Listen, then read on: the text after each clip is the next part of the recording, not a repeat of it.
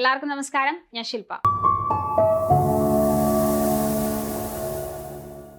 PSCയുടെ degree level പരീക്ഷകൾ കാത്തിരിക്കുന്നവരാണോ നിങ്ങൾ?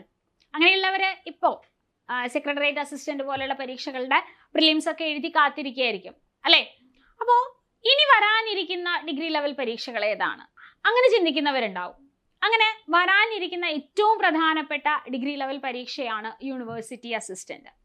അപ്പോൾ അതെന്നാണ് നോട്ടിഫിക്കേഷൻ ഉണ്ടാവുക, അല്ലെങ്കിൽ എങ്ങനെയൊക്കെ ആയിരിക്കും അതിൻ്റെ കഴിഞ്ഞ പ്രാവശ്യത്തെ ആ ഒരു സ്റ്റാറ്റസ് എന്താണ്, ഇതൊക്കെ അറിയാൻ നിങ്ങൾക്ക് ആഗ്രഹമുണ്ട് അല്ലേ? അപ്പോൾ കഴിഞ്ഞ പ്രാവശ്യം ഈ ഒരു നോട്ടിഫിക്കേഷൻ വന്നത് കാറ്റഗറി നമ്പർ 486/2022 എന്ന് പറയുന്ന നമ്പറിലാണ്. അതായത് 2022 നോട്ടിഫിക്കേഷൻ വന്നത്. കഴിഞ്ഞ പ്രാവശ്യം പ്രിലിംസ് കഴിഞ്ഞ് മെയിൻ എക്സാം കഴിഞ്ഞിട്ടാണ് ഇതിലേക്ക് റാങ്ക് ലിസ്റ്റ് നിലവിൽ വന്നത്.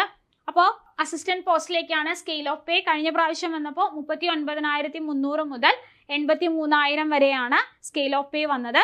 നമ്പർ ഓഫ് വേക്കൻസി ആന്റിസിപ്പേറ്റഡ് ആയിട്ടാണ് കേരളത്തിലെ യൂണിവേഴ്സിറ്റികളിലേക്കുള്ള അസിസ്റ്റന്റ് ആ ഒരു പോസ്റ്റിലേക്കാണ് വന്നത്. ഇതിന്റെ പ്രിലിംസ് കഴിഞ്ഞിട്ട് മെയിൻ എക്സാം നടന്നത് 25/8/2023 അങ്ങനെ റാങ്ക് ലിസ്റ്റ് എഫക്ട് ചെയ്ത് അതല്ലെങ്കിൽ അത് കഴിഞ്ഞിട്ട് റാങ്ക് ലിസ്റ്റ് നിലവിൽ വന്നത് 11/3/2024 അതായത് ഇപ്പോൾ ഒരു വർഷവും ഏകദേശം ഒരു 4 മാസവും കഴിഞ്ഞിരിക്കുന്നു അല്ലെ?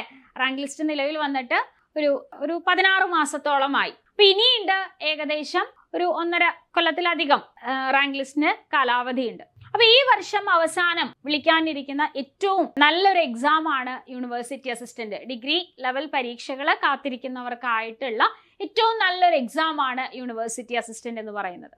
അപ്പൊ കഴിഞ്ഞ പ്രാവശ്യം 57 മാർക്കായിരുന്നു കട്ട് ഓഫ് ഉണ്ടായിരുന്നത്. അതിൽ 770 പേര് മെയിൻ ലിസ്റ്റിലുണ്ടായിരുന്നു.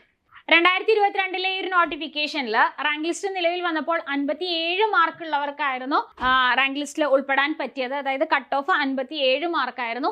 770 പേരാണ് മെയിൻ ലിസ്റ്റിൽ ഉണ്ടായിരുന്നത്.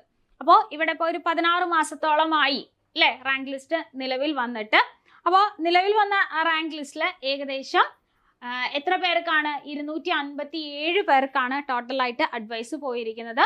ഓപ്പൺ കാറ്റഗറി 170 വരെ അഡ്വൈസ് പോയിട്ടുണ്ട്.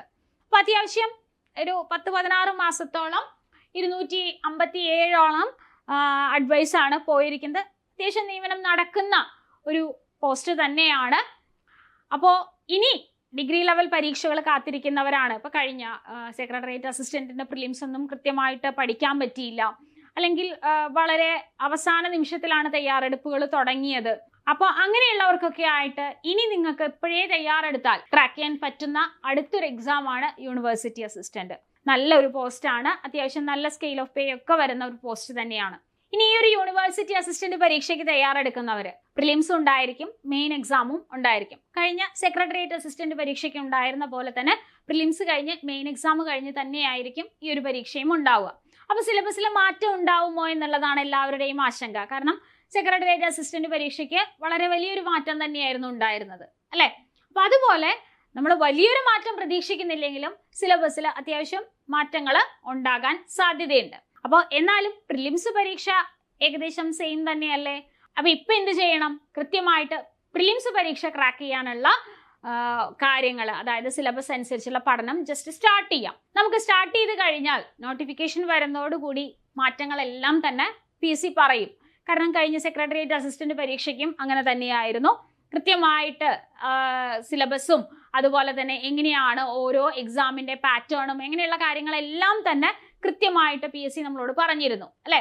അതേപോലെ തന്നെ ഇവിടെയും നോട്ടിഫിക്കേഷൻ വരുമ്പോൾ തന്നെ മാറ്റങ്ങൾ എന്തെങ്കിലുമൊക്കെ ഉണ്ടെങ്കിൽ കൃത്യമായിട്ട് PSC നമ്മളെ അറിയിക്കും. അപ്പൊ നമ്മൾ എന്ത് ചെയ്യണം? കൃത്യമായിട്ട് പഠനം ഇപ്പോഴേ സ്റ്റാർട്ട് ചെയ്യണം. ഡിഗ്രി ക്വാളിഫൈ ചെയ്തവർക്ക് PSC ഇനി വിളിക്കാനിരിക്കുന്ന ഏറ്റവും നല്ല പോസ്റ്റുകൾ എന്ന് പറയുന്നത് ഒന്ന് യൂണിവേഴ്സിറ്റി അസിസ്റ്റന്റും മറ്റത് കമ്പനി ബോർഡ് അസിസ്റ്റന്റും ആണ് അല്ലെ? അപ്പൊ ഈ ഒരു പരീക്ഷകൾക്ക് തയ്യാറെടുക്കുന്നവർക്കായിട്ട് നമ്മളൊരു പുതിയ ബാച്ച് ആരംഭിച്ചിട്ടുണ്ട്. അപ്പോൾ ബാച്ചിന്റെ ഡീറ്റെയിൽസ് അറിയാനായിട്ട് താഴെ കാണുന്ന നമ്പറിൽ കോൺടാക്ട് ചെയ്യാം. അതുപോലെ തന്നെ മറ്റു പരീക്ഷകളും ഇനി +2 ലെവലും അതുപോലെ 10th ലെവലിലൊക്കെ പരീക്ഷകൾ വരാനിരിക്കുന്നുണ്ട് അല്ലെ? VFA പോലെയുള്ളതും കമ്പനി ബോർഡ് LGS ഒക്കെ വരാനിരിക്കുന്നുണ്ട്. ഈ ഒരു പരീക്ഷകൾക്ക് തയ്യാറെടുക്കുന്നവർക്കൊക്കെ ആയിട്ട് പുതിയ ബാച്ചുകൾ നമ്മൾ സ്റ്റാർട്ട് ചെയ്തിട്ടുണ്ട്. അപ്പോൾ ബാച്ചുകളെ കുറിച്ചിട്ടുള്ള ഡീറ്റെയിൽസ് അറിയാനായിട്ട് ബോർഡ് നമ്പറിൽ കോൺടാക്ട് ചെയ്യാം. അതുപോലെ തന്നെ PSCയുമായിട്ട് ബന്ധപ്പെട്ടിട്ടുള്ള എല്ലാ അപ്ഡേഷൻസും ഈ ഒരു ചാനൽ വഴി നിങ്ങൾക്ക് അറിയാം. അപ്പോൾ ഈ ചാനൽ സബ്സ്ക്രൈബ് ചെയ്യാത്തവരുണ്ടെങ്കിൽ സബ്സ്ക്രൈബ് ചെയ്യുക, കൂട്ടുകാർക്കൊക്കെ ഷെയർ ചെയ്ത് കൊടുക്കുക. പഠനം ഇപ്പൊ തന്നെ ആരംഭിക്കുക. നിങ്ങൾ സർക്കാർ സർവീസിൽ കയറാനുള്ള നിങ്ങളുടെ സ്വപ്നത്തിന് കൂട്ടായിട്ട് എന്നും കോമ്പറ്റേറ്റീവ് ക്രാക്കർ ഉണ്ടായിരിക്കും. അപ്പോൾ അടുത്തൊരു വീഡിയോയിൽ കാണാം. Thank you.